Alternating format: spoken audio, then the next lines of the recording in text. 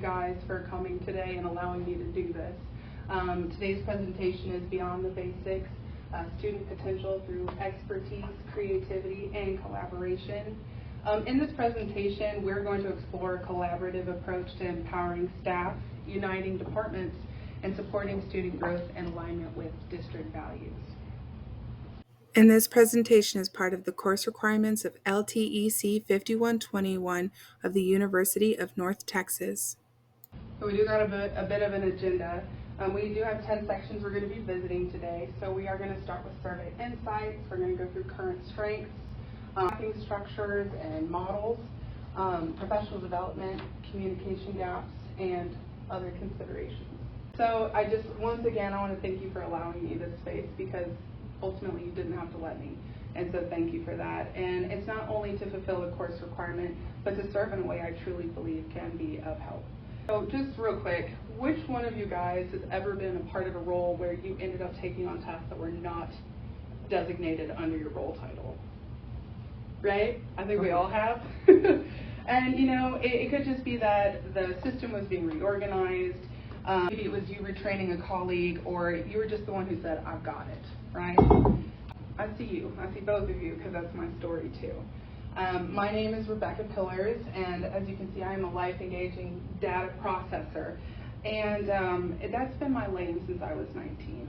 So whether it's creating structures in places where manpower alone can't fulfill it, working on inefficient workflows, or retraining teams, I'm the one that said, hey, I'm here. Whether I'm supporting students with behavioral needs or cleaning up the back end of processes in care facilities, I bring a blend of heart and strategy into anything I do. And so I'm passionate about bridging the gap between policy and practice. To kind of start with why we're here, you know. It'd be really simple to just say we're here to empower staff, but how do we do that to also unlock student growth? I know that that's a common question that y'all probably ask every day. Bridging those communication gaps across departments, as y'all have expanded from 4 schools to 14 schools, and as that expansion continues, how do we bridge that gap? Aligning systems with Princeton ISD values, right? It's not just about the basic potential, how can we get them there? And then, of course, collaborating for that lasting district-wide impact. You know, you do have this way of fostering a family environment within the district, but how do we make it last from the beginning of the school year throughout the end, right? So you guys let me do a survey. And I'm so grateful for that. So to me, it's so important to listen to our people, and when you do that, it builds that trust. Now, we did talk about how you're going to have more ranters than you're going to have ravers. That's a positive in my book, because if we can have that, then we know what the problem is, right? And once you know that, then you can, once it's identified, then you can fix it. I did a 23 question all staff survey, and I had 8 open-ended questions, and I had 15 nominal questions. And it went over 6 different categories. We had demographics, perception of population growth and change, special education, collaboration and communication with you wonderful people, financial resources, and then professional development support. We had something really beautiful happen, in my opinion, because I had 378 responses. That's really good. Yeah. Now, as you can imagine, teachers made up the majority, right? Because that's the majority of the staff. We also had 15% of paraprofessionals, 9% were SPED teachers, and then we did have 14% of other departments. Admin and the office support, the transportation, daycare, nutrition services, and maintenance. It was difficult to get what they needed, but as you can imagine, funding and resources were their biggest key issues, as well as equitable pay. So one of the biggest key things right there was that 41% was 0 to 2 years. Now that question was within the district. That doesn't mean that they've only taught for 0 to 2 years, but like you mentioned in our interview, one of the biggest qualms is that we're no longer getting people that are educated for education. We're getting alternative certifications. And then I know that we do get a lot of exemptions so people can teach for that 1 year, get their certification, and hopefully continue. But this right here just kind of shows that 41% does kind of just give an indication of turnover rate. And then it was really quite wonderful because we did have these veteran teachers and professionals to really be able to give different forms of insight. I did narrow it down to the top 5 concerns across all roles, and I'm sure Shortage of paras, SPED and behavior support. special education model training, both gen ed and SPED. Professional development is seen as irrelevant or inadequate, which is unfortunate because y'all have a subscription with EduHero. And then communication gaps from district to campus levels. That one was a big one, even though it's number 5. It was mentioned quite often. But instead of just talking about what the issues are, we also need to work on our strengths, right? We've got to talk about strengths because it's not just the cons, it's the pros as well. And so one of the beautiful things is that campus leadership was strong, it was responsive, it had this very welcoming feeling. My surrounding staff, my admin staff, they supported me. That was a really strong sentiment in between it. Having that staff value and collaboration with time and resources when the students are going to their electives or their specials and being able to congregate and be able to communicate and just become cohesive, that's valuable, right? New hires feel support within their campus induction. We had mixed conversation in the survey. I say that's a conversation because this is back and forth. They give me feedback, I provide feedback, and it becomes that conversation. So we definitely had pockets of success with bilingual resources. As much as it did talk about a successful implementation, it also talked about the issues with them as well. And then teachers' commitment to students. That's just the biggest one. It really is. What's more important, right? Students come first, right? So to better understand our staffing structure, I examined 5 comparable districts. And this gave me a pretty decent picture of where Princeton stands and how other growing districts are structuring their support teams and later on our budget. Like you said, you raised your hands when you said, I take on tasks that aren't under my title. And so I think that it's really important to acknowledge that you guys need support just like the rest of us. Now, it was a point of pride for you in our interview that we have one of the lowest percentages out of our budget for administration. And I think that's amazing because it really is. It does, and the perception of that is that you really are trying to extend to other resources. Right. Neighboring, we've got Anna ISD, McKinney ISD, Melissa ISD. I use those because those are our neighboring school district. The other 2 I've included are Cleveland ISD and Royce City ISD. Now, let me tell you, I combed through TEA enrollment reports for 24 to 25 and 2018 to 2019 before the pandemic when everything kind of shot out of the water. Now, Cleveland ISD, they're about 4 hours south of us. They're in Region 4, but I wanted to bring them to light because they have a similar population percentage growth that we do. And then I wanted to include Royce City ISD because they have a similar student enrollment as we do right now. Anna ISD, you know, they've got 7 admin and they have 23 in support, so that gives them a ratio of 3 to 1 in support. Cleveland ISD is 2 to 1. McKinney ISD, I went ahead and included them even though they have a population of around 23,000. But there's somebody that we can look forward to because our numbers are getting there.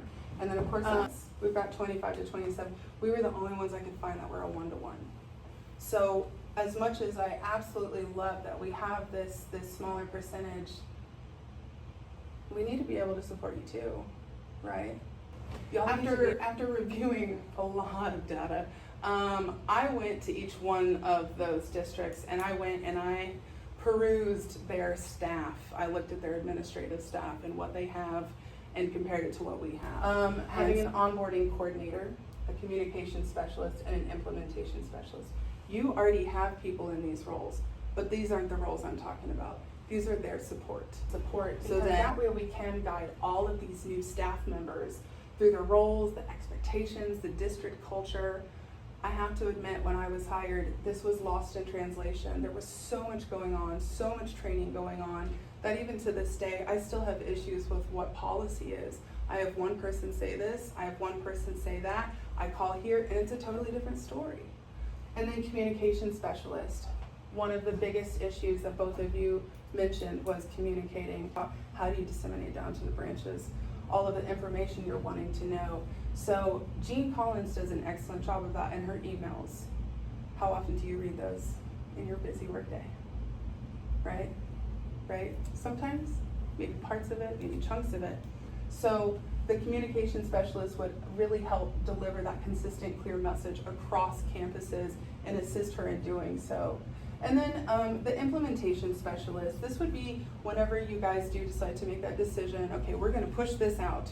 Okay, a good example, transportation. Okay, they had key cards roll out with no good direction or instruction on how to use them. What happens if there's an issue? What happens if a student loses it? Those questions were not answered, or if they were, not well enough for the bus drivers to know. So having somebody who's able to come in and go, I see what they're doing, let me come and talk to you about it. I know that you're putting it, you can use them now. So having somebody who's able to come in and go, I see what they're doing, let me come and talk to you about it. This is something that a teacher, their feedback gave. One of the key issues was SPED support, SPED structure.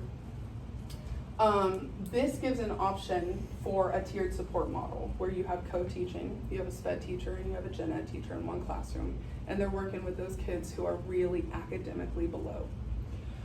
We have the paraprofessional push-in, and so you've got one gen ed teacher and then you've got a rotating para that will go in and assist during those times. And then you have your independent classes. They still combine, there's still inclusion, but that way you don't have a teacher going, you're over here and you're over here, and while you have behavior issues because I can't help you, you're not getting what you need over here. And where's our gifted and talented? Where are the kids who need the support over here, who really need you to sit down almost one-on-one? They're not getting that support, and therefore our numbers are low when it comes to our academic achievements when we're talking about elementary school services. This kind of classroom environment would assist the teacher, less burnout, assist the student, higher academic rates. And then overall, I mean, that's a boost of morale right there. Professional development. So one of the cool things about the survey is that I noticed that new teacher experience levels and veteran teacher levels had two different things to say. So these are some of the ones I noticed, right? For EduHero, that classroom management for new educators. SPED 101 for gen ed, because at this point our teachers are doing SPED. Our gen ed teachers are doing SPED. With the way that our current inclusion structure is. And then building relationships with students, and then foundations for inclusion, and kind of getting those basic resources. You know, they had to say professional development is hard to navigate. I don't know what I need yet, but I know I need more than videos. I did have one teacher who, she's been a teacher for 3 to 5 years, but this classroom in this particular year has just given her a run for her money. It's been very difficult for her. This Tough Kid Toolbox from Region 10, she was like, I wish I had done this 3 years getting there. And then the veteran status. I've sat through the same sessions year after year. We need differentiated professional development that matches experience and not just one size fits all. I will say that when it came to the veteran, our veteran teachers 3 years and up, bilingual. They want professional development for non-Spanish speaking staff, so that way they can better help our bilingual our emergent student populations, because they don't know how to work with them, right? How do we help someone when we have this disconnect, right? Trauma informed, the advanced behavior strategies, that was another one. These guys want cultural awareness as well, and they're just trying to figure out what the name of the game is. And these guys who have been here, they want a little more than that. Those co-teachers, bridging that communication gap. From the survey, right? Most folks want emails. It's quick, it's easy. 71% wants direct conversations. We want to know you guys. 14 campuses, unless we go to one of your events, we might not even see you.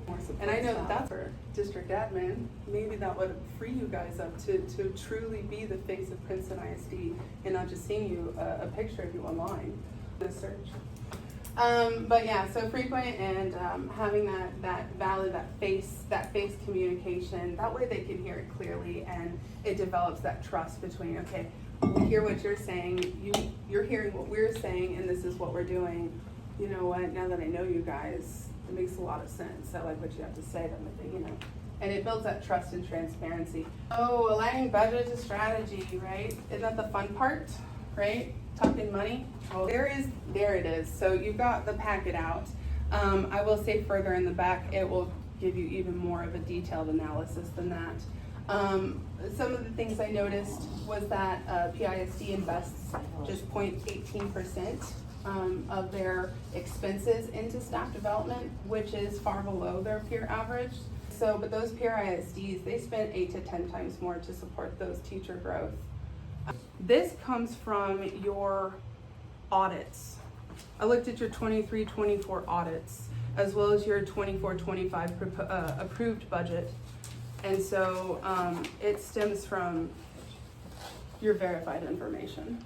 With that being said, being the 0.18%, if we were able to do a gradual increase on that curriculum and staff development, which given the fact that we're getting more instructional coaches and that curriculum development is really taking place, that gradual increase to 1.6% could really help meet district priorities.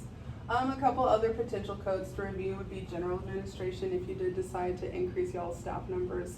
And then also transportation. Transportation was just below that average number. And then of course, as we continue to do that, then we'll get that staff satisfaction.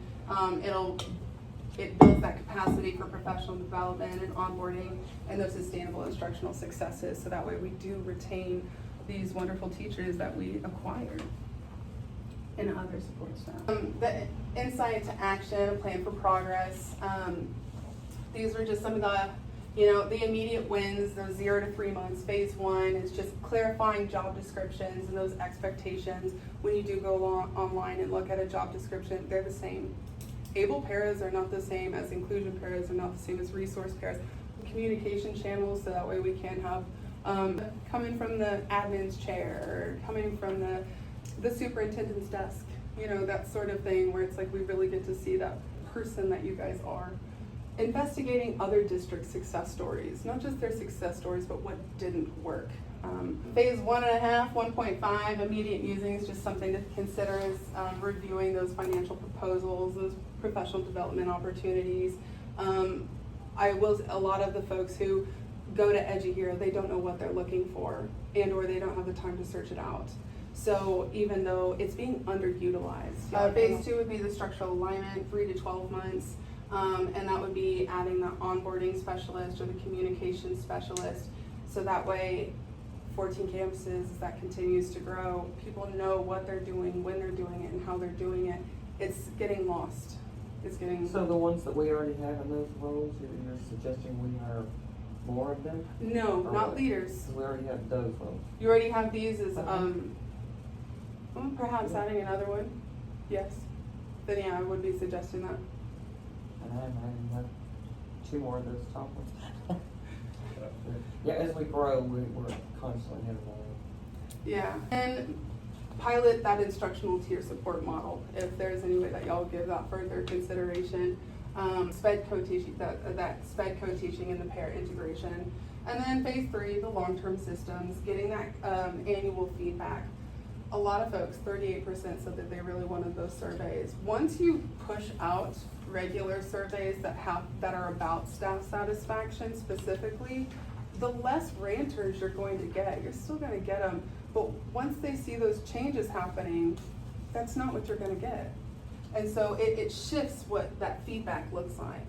I just want to state that everything I've shared today does connect back to one thing, supporting each student and reaching their full potential. I do believe this begins by empowering the staff who serve them, uniting every department that touches their journey, and fostering a community culture that adapts to growth without losing its heart, which is you guys. The feedback gathered, the structures proposed, and the phases outlined are all just designs to move us beyond the basics towards clarity, collaboration, and continued excellence. The 3 pillars of empowerment, unified support, and community focus, they're already embedded in Princeton ISD's vision, and now it's about bringing them into a new life as we continue to grow consistently and equitably across every campus. We're building what works. Princeton ISD, we are building what works, and together we do have everything we need to make this work sustainably.